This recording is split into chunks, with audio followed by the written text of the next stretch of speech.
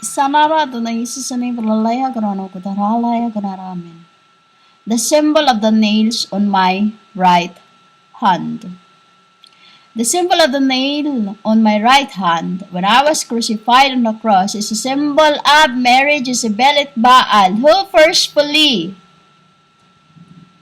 asked me to send her Messiah. And only she does is backstab me and transgress the abode that was for my mother, for my Eloy.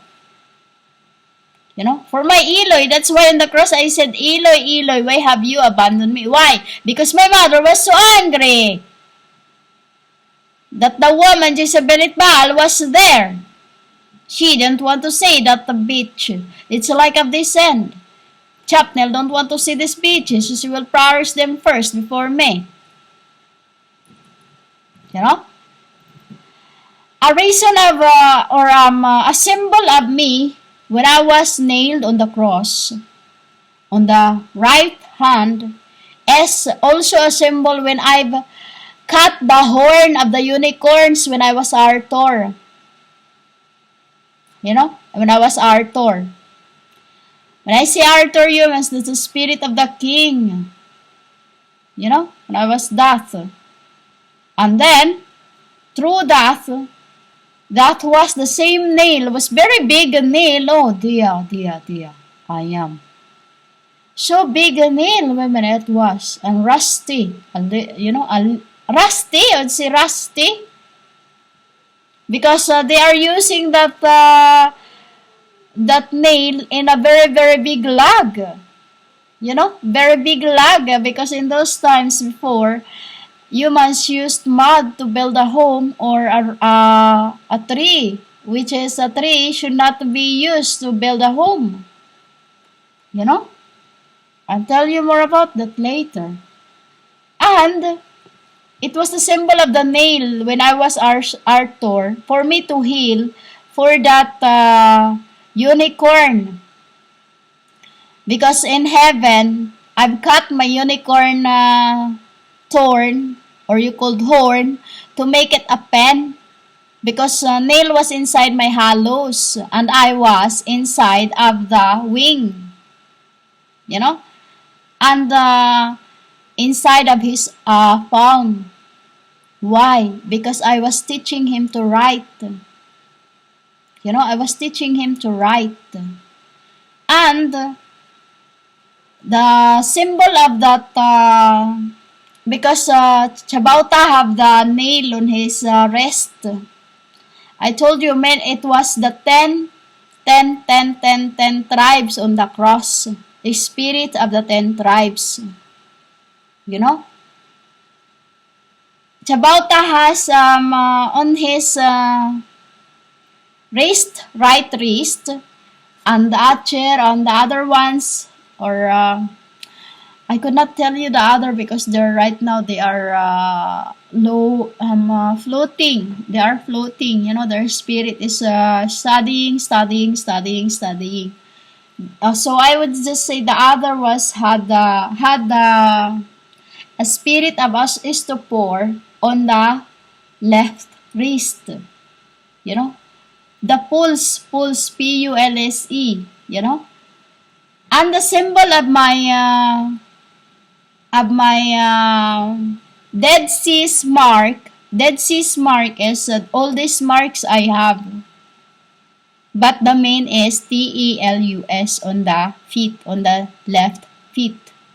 You know? And the symbol of the dripping of the candle on my back of my hand is a symbol of God. You know? Symbol of God. Sorcery. Even to this very end, you are trying to kill me. Through by death, you worship Satan, Mary, death, demons who claims to be my messiahs, who claims to be my bride of Christ, who claims to be apostles, who claims to be prophetess, who claims to be whatever they claims to be who they are. There's only one Sadhusandar Selbare written in Revelation, that whoever adds up in my word shall be cut off. You know? That you prophecy, that you read the book of life without having the spirit.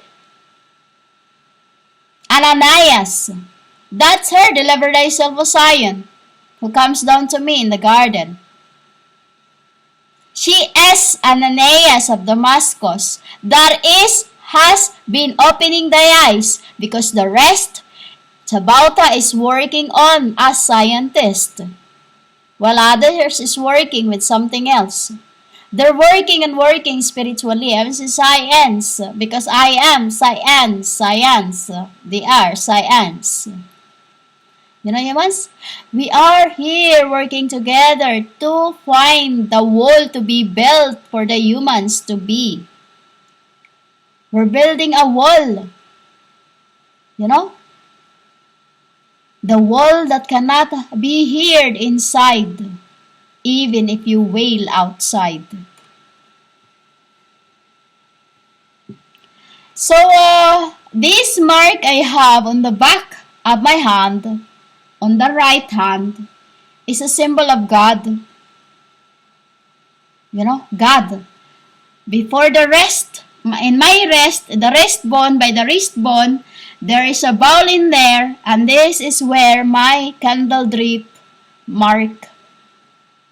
You know, candle drip mark. It's like a spot of the candle dripping. When Jezebel, Baal tried to kill me spiritually. You know? That is the symbol of that. Dead seas.